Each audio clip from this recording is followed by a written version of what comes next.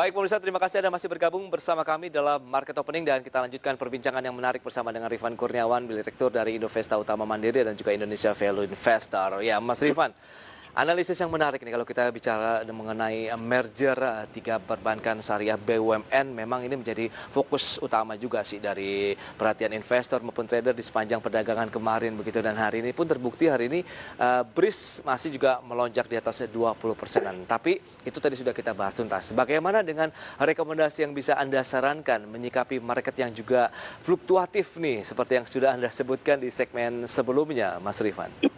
Ya, jadi kalau saya pribadi ya, saya tetap berpandangan bahwa tahun 2020 ini adalah kesempatan yang paling baik ya untuk mengakumulasi saham-saham bagi investor yang orientasinya adalah orientasi jangka panjang seperti itu ya. Karena ya kita mungkin nggak bisa menemukan lagi saham-saham misalkan saham-saham perbankan buku 4 semurah 2020 ini, ya saham-saham blue chip yang mungkin semurah di tahun 2020 ini. Mungkin kita baru ketemu lagi mungkin 10-20 tahun lagi yang akan datang gitu loh ya kan, tapi ceritanya pasti udah beda ya kan. Nah jadi ya saya tetap berpandangan bahwa ya meskipun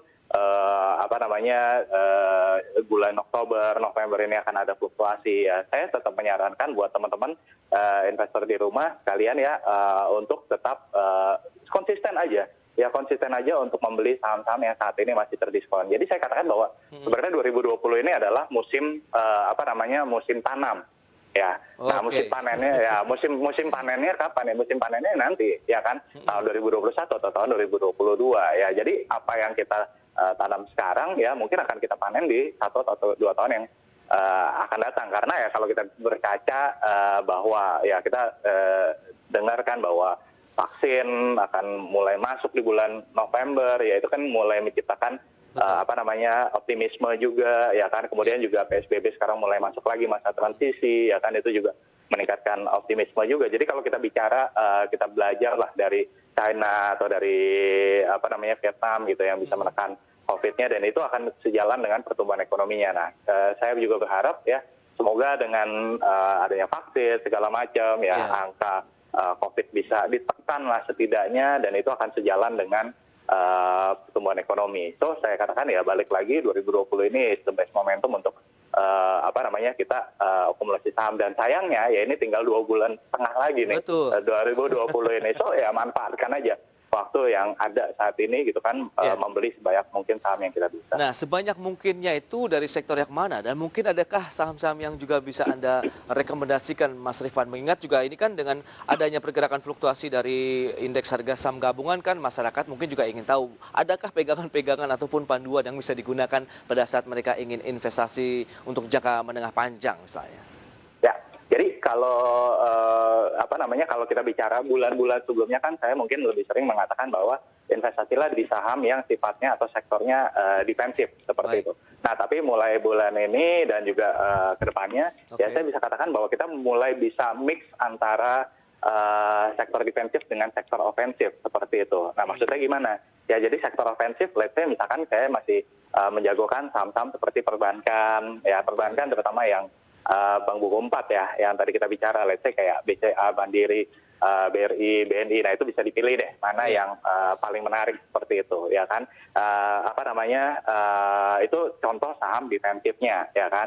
Nah terus kemudian misalkan kayak consumer goods juga beberapa juga masih ada yang valuasinya cukup menarik, jadi perbankan, consumer goods, yaitu yang sektor defensifnya seperti itu ya. Nah kalau untuk sektor ofensifnya ya kita bisa mix gitu ya dengan let's say misalkan dengan energi ya kan, dengan energi misalkan dengan gas listrik misalkan kayak Elsa Pegas, Medco gitu kan. Nah itu kan yang bergerak di energi ya kan, itu mungkin bisa jadi pilihan seperti itu. Dan juga batu bara ya ini mulai bisa dicermati karena kan kemarin harga batu bara sempat menyentuh ke $60 ya sebelum hari ini pas kita bicara ya balik lagi ke $55.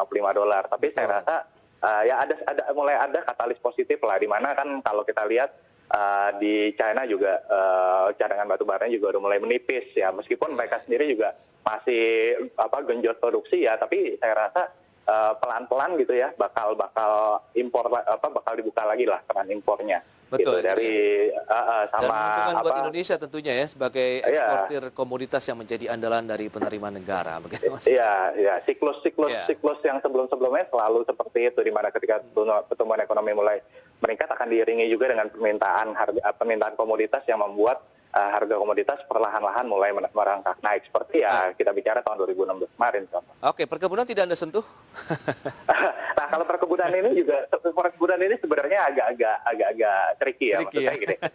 Maksudnya gini, memang kita tahu bahwa harga CPO sekarang udah di 2.800 ringgit ya kalau nggak Oke. salah sekarang ya kan. Cuman saya ngelihat tuh saya lebih concernnya adalah gini, kita punya CPO itu kan mayoritas masih ekspor. Nah, problem kita itu sekarang sebenarnya lebih banyak di ekspor. Memang Baik. pemain-pemain CPO kita, emiten-emiten CPO kita memang banyak yang orientasinya adalah domestik. Tapi balik lagi, ya harga itu dipengaruhi oleh demand dan supply dari ekspor terutama. Nah, Iya. saya masih ada concern soal ekspornya ini gitu loh. Di India bea masuk masih tinggi ya kan. Iya, betul. Uni Eropa 2021 nanti udah mulai kampanye anti sawit udah mulai dilakukan. Jadi Tantangannya masih lebih besar begitu ya? tantangannya lebih besar. Nah, Iya, jadi iya. gini dan di dalam negeri sendiri kan kalau misalkan kita bicara biodiesel gitu ya. Betul. Nah, ini kan yang sebenarnya digaung-gaungkan dari awal tahun dengan adanya B30, cuman dengan adanya Covid ya jadi kayak Betul. iya nggak Stuck juga jelas akhirnya juga. ya. Stuck juga akhirnya gitu loh. Nah, itu Ya. yang saya mau lihat lebih dalam lagi sebenarnya adalah apakah dengan adanya pemanfaatan biodiesel ini bisa mengoffset ekspor tadi gitu. Kalau Betul, bisa ya mungkin itu bisa jadi katalis positif. Nah, baru saat itu udah jelas, saya mungkin baru masukkan ke dalam watchlist. Kurang lebih seperti itu. Baik, ada beberapa sektor yang mungkin masih menarik dicermati untuk jangka menengah panjang. Ada sektor perbankan, Bank Buku 4 tentu yang masih bisa disasar. Kemudian ada sektor consumer goods juga ya. Mungkin ini juga big caps yang bisa disasar menjadi pilihan investasi untuk investasinya jangka menengah panjang. Dan berikutnya kalau kita lihat ada beberapa sektor yang ofensif yang juga Anda sarankan tadi. Gas, listrik, kemudian batu bara. Sementara untuk perkebunan agak sedikit dipinggirkan dulu ya. Karena kondisinya masih belum memberikan satu optimisme meskipun berbagai upaya untuk B30, B100 bahkan di Indonesia pun nampaknya juga sedikit tersendat dengan adanya COVID-19. Baik, berarti itu strategi yang mungkin perlu dicermati. Apakah level-level saat ini dari beberapa emiten yang berada di dalam sektor-sektor tadi pun bisa kita mengambil posisi beli untuk kita keep jangka panjang, Mas Rifan? Iya, jadi kalau yang dari sektor-sektor yang saya sebutkan itu juga yang kita lihat ya mungkin belum mendapatkan panggung di 2020 lah. Ya mungkin kalau kita bicara di 2020 ini ya panggung-panggungnya ya mungkin ya yang sentimen-sentimen jangka pendek lah. Betul. Bulan lalu ada BMTR, bulan lalunya lagi ada Aset Indonesia. Nah, sekarang kita bicara BRI Syariah ya yang seperti itulah yang dapat panggung. Tapi saya rasa ya kalau dari kacamata saya fundamental is never lies ya. Jadi fundamental yang nggak pernah berbohong gitu. Jadi 2021 bisa jadi ajang pembuktian lah gitu. Tahun depan itu bisa menjadi pembuktian juga. Berarti apakah kita masih wait and see atau kita simpan saja sampai dengan tahun depan melihat adakah perkembangan lebih lanjut untuk saham-saham yang ataupun sektor-sektor yang Anda jagokan tadi, Mas Rifan? Ya, as long as nggak ada force major ya. Force major yang saya maksudkan di sini maksudnya misalkan ternyata vaksinnya mundur Itu dia, lah. vaksin yang masih menjadi kendala sih, Mas Rifan. Memang di Amerika Serikat pun tadi sudah disampaikan juga ada kendala ya pada saat uji coba sehingga harus dihentikan. Dan berarti kan mereka harus mulai dari nol lagi nih untuk mencari apa kesalahannya, kemudian apakah perlu ada pembuatan vaksin baru misalnya.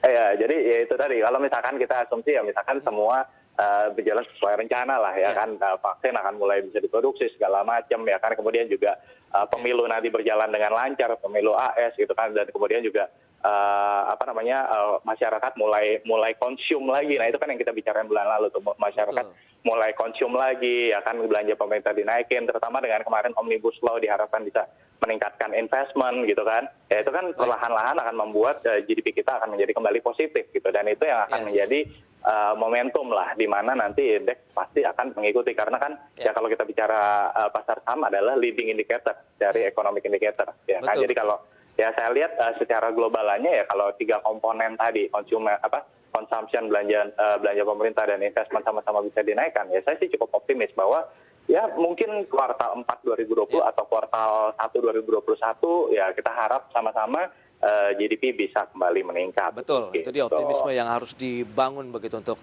ekonomi makro maupun mikro kita begitu Mas Rifan. Baik, justru Mas kan Rifan. kalau kata, sorry satu lagi, kalau kata Warren Buffett kan justru di saat orang lain pesimis ya kita harus Setuju. optimis gitu Betul. kan. Ya jangan nanti keburu orang lain udah euforia Iya. kita baru masuk ya udah telat. Jadi Baik. ya udah kita tetap aja konsisten lah.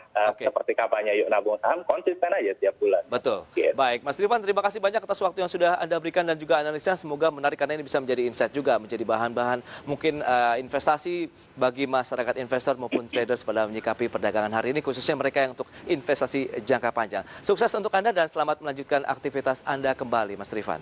Ya, thank you. Salam untuk semuanya. Ya, baik Thank you. pemirsa, demikian perbincangan kami bersama dengan Rifan Kurniawan, Direktur PT Indovesta Utama Mandiri Indonesia Value Investor. Di segmen berikutnya kami akan hadir dengan sejumlah informasi menarik lainnya.